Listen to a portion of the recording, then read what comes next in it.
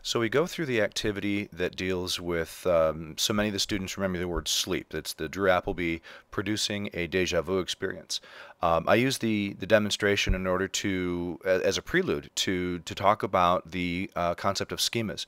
Schemas, I give the kids the definition on the board. Schemas are mental maps, mental filters that allow us to understand what's going on in the world around us. So what I do is I start off on the whiteboard and I just draw a basic grid. This grid, I say, this represents the basic genetic leanings that we have. It allows us to deal with certain new bits of information that start coming our way as we start to experience the world. I then start drawing with different colors and adding to the grid and saying, okay, now what we've got is we're having some experience with mom and dad, we maybe have siblings.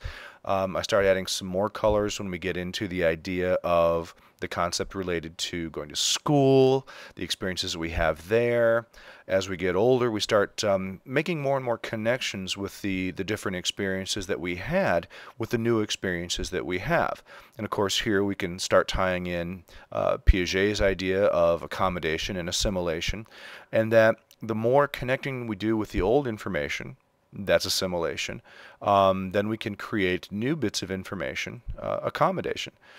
And as we're going through and we're discussing this, and I'm sharing with them the complexity of the graph that I'm drawing on the board, the key thing that comes to mind, I keep pointing out to them, is that if you don't have certain experiences, you're not going to make the connections. And so any ideas that are here in this map, in this screen, are going to get through, and they're not going to stick.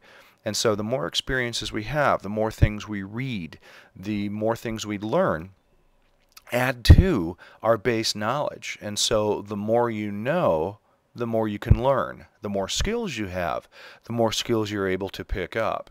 And that it's incredibly important when we are children to have these different experiences in order to make sure that we are getting as much out of our experiences and our existences as we can.